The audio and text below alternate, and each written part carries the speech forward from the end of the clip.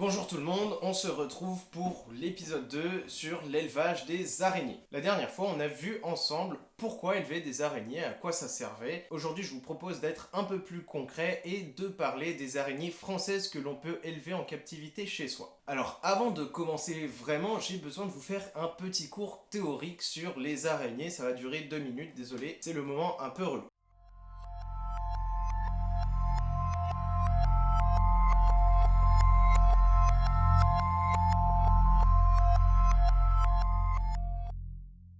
Les araignées sont divisées en deux groupes. Les aranéomorphes, dont on va parler, et les mygalomorphes, dont je ne vous parlerai pas. En tout cas, pas de leur élevage. Je pense que vous avez compris, mais les mygalomorphes regroupent toutes les mygales. Qu'est-ce qu'on appelle mygales? Ce sont toutes les araignées qui ont des crochets articulés qui vont du haut vers le bas, c'est-à-dire verticalement comme ceci. On dit que ce sont des crochets orthognates. Je ne parlerai donc pas de ces araignées-là, étant donné que je n'y connais absolument rien. Deuxièmement, si vous voulez élever des mygales en France, il faut un certificat de capacité et une autorisation d'ouverture d'établissement. Ce sont des papiers vachement compliqués à obtenir. C'est un investissement étant donné que ça coûte des sous. Il va falloir faire des formations auprès de gens qui sont déjà capacitaires. Moi personnellement, ce n'est pas dans mon intérêt. Après, il y a vraiment toutes les informations dont vous avez besoin sur internet pour se renseigner sur ces différentes autorisations. Évidemment, il y a des petits malins qui ne respectent pas ce genre de loi et qui commandent sur des sites étrangers qui ne vont pas vous demander ces papiers de certificat et d'autorisation. Je vous déconseille fortement de faire ça. Vous risquez potentiellement de vous faire choper et de prendre 15 000 € d'amende et 6 mois de prison. Je suis pas sûr que ça vaille le coup. En revanche, on va parler des araignées qui font partie du groupe des aranéomorphes. Ces dernières ont donc des crochets qui ne s'articulent pas verticalement, mais en diagonale comme ceci. On dit que ce sont des crochets labidognates. Les aranéomorphes sont pour moi des araignées qui sont très sous-cotées dans le game de l'élevage d'araignées. On retrouve souvent des éleveurs avec des collections de mygales impressionnantes. En revanche, des aranéomorphes, j'en connais pas tant que ça. Pourtant, je trouve que ce sont des araignées limite plus intéressantes. Si vous vous renseignez dessus, vous pouvez aussi taper le terme true spider en anglais, qui signifie donc vraie araignée par opposition aux mygales, avec l'accent bien sûr. Mon but va être donc de vous faire découvrir pourquoi les aranéomorphes sont très intéressants. Et aujourd'hui, je vais vous parler d'espèces françaises que vous pouvez élever très facilement chez vous. Et voilà, tout simplement, que vous pouvez élever très simplement chez vous.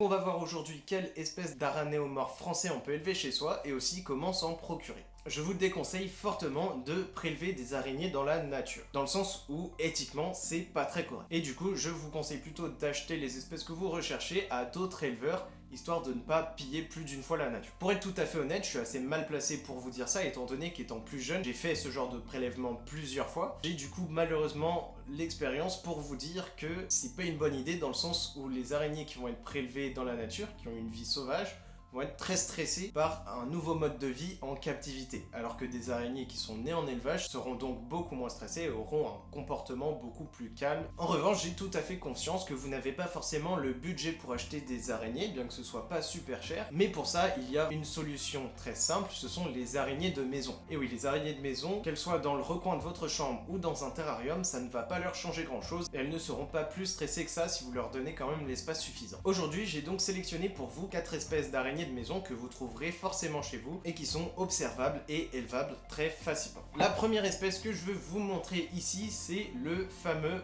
folk. Tout le monde le connaît, c'est l'araignée avec des pattes démesurées et très fines, appelée faucheux par les moldus à tort. Oui, car ce qu'on appelle faucheux n'est pas une araignée mais un opilion. C'est un arachnide mais ce n'est pas une araignée. La preuve, c'est que son corps n'est pas segmenté en 2 parties, mais en une seule. Donc du coup, il n'est pas segmenté. Il n'a donc rien à voir avec notre folk qui traîne très souvent dans nos maisons. Pour le différencier, c'est assez simple. Donc déjà, le corps. Le folk a un corps en 2 parties, le faucheux en a une seule. Et le mode de vie, puisque le folk va vivre sur une toile, tandis que le faucheux chasse sans toile. Alors, on est habitué au folk phalangide. Oui, c'est son petit nom, en tout cas le nom de l'espèce la plus commune que vous avez certainement chez vous. Mais si on se penche de plus près sur sa morphologie, on peut en reparler de cette morphologie, elle est vraiment atypique. Avec ses longues pattes fines et ce tout petit corps, eh bien si vous l'observez d'assez près, ce folk, vous vous rendrez compte que c'est l'un des prédateurs les plus badass et sa morphologie joue beaucoup là-dessus.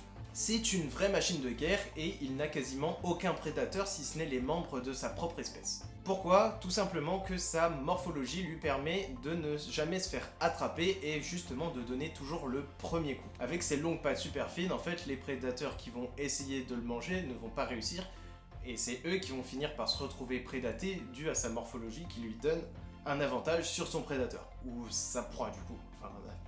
L'avantage, c'est qu'on le trouve de partout, il est vraiment dans toutes les maisons, dans tous les appartements, et j'adore cette espèce parce que c'est vraiment la preuve que si on ouvre un peu les yeux autour de nous, il y a des trucs incroyables qui se passent tout le temps, et des espèces de fous, et on n'y porte aucun intérêt. Je me suis moi-même surpris à kiffer de ouf filmer ces araignées que je vois tout le temps en fait. Passons maintenant à la deuxième espèce que j'ai choisi de vous présenter dans cette vidéo, les Steatoda. Oui, il y a plusieurs espèces, là je vous présente un genre, le genre Steatoda. Ce sont des espèces que vous pouvez trouver très facilement, tout comme le folk, il y en a de partout, que ce soit dans votre garage, dans la cuisine, partout.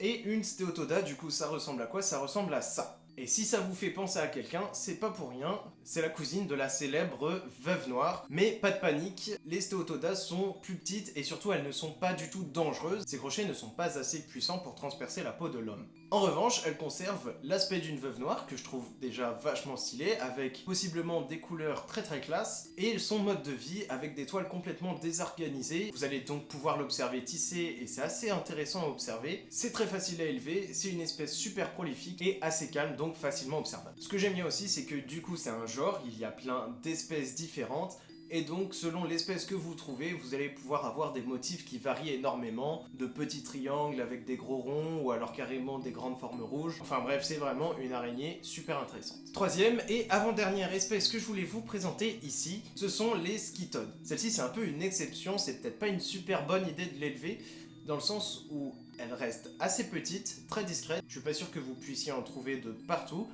En revanche, je ne pouvais pas passer à côté parce que c'est une araignée de maison qui est tellement incroyable qu'il fallait absolument en parler. Donc je me suis permis de l'insérer dans la liste.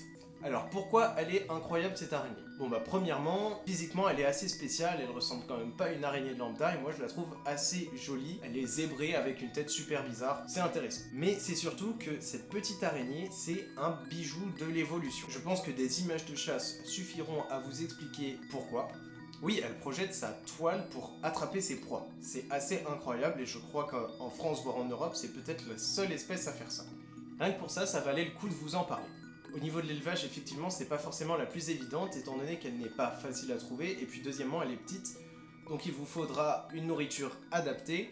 Et pour ça, eh bien, je pense que le moyen le plus efficace, c'est l'élevage de drosophiles, mais avoir un élevage de drosophiles constant, c'est pas forcément le plus simple. Quatrième et dernière espèce que je voulais vous présenter ici, c'est la fameuse tégénère. Je pense que ceux qui connaissent un peu les araignées, vous vous en doutiez. Alors la tégénère, c'est souvent l'araignée qui vous fait flipper, celle qui débarque en octobre-novembre dans vos maisons, qui a des pattes énormes, poilues, dégueulasse. Je crois que c'est comme ça que disent les moldus. Alors que pas du tout, hein, elle est tout aussi propre que les autres araignées, elle fait sa toilette, elle change de toile régulièrement.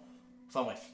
Pour moi, la tégénère, c'est l'araignée que vous devez avoir avant d'élever des araignées exotiques. Premièrement, pour sa taille, dans les tégénères, vous avez les espèces les plus grandes de France, voire d'Europe. Cette grande taille va vous permettre de l'observer facilement, et ça va aussi vous permettre d'être habitué à voir de grandes araignées. Si vous vous projetez à élever des araignées exotiques, il va falloir être un peu habitué aux grandes araignées, puisque même les tégénères sont relativement petites par rapport à certaines espèces d'élevage. La deuxième raison d'élever des tégénères avant d'élever des espèces exotiques, c'est sa rapidité. Les tégénères sont des araignées super rapides, et si vous vous intéressez aux espèces exotiques qui sont présentes en élevage, il y a de fortes chances que certaines exotiques qui vous font de l'œil soient des araignées très rapides. C'est pour ça que je pense que se faire la main sur une tégénère, c'est pas forcément une mauvaise idée, ça va vous permettre d'être habitué à gérer ce genre de fusée, notamment quand il faut la déplacer d'un vivarium à l'autre par exemple. La troisième raison pour élever une tégénère, c'est le fait que, c'est certainement, je pense, l'araignée qui fait le plus peur aux gens. Et si même vous êtes très intéressé par l'araignée, mais qu'au fond vous sentez cette petite appréhension quand vous en approchez une, je pense qu'élever une tégénère,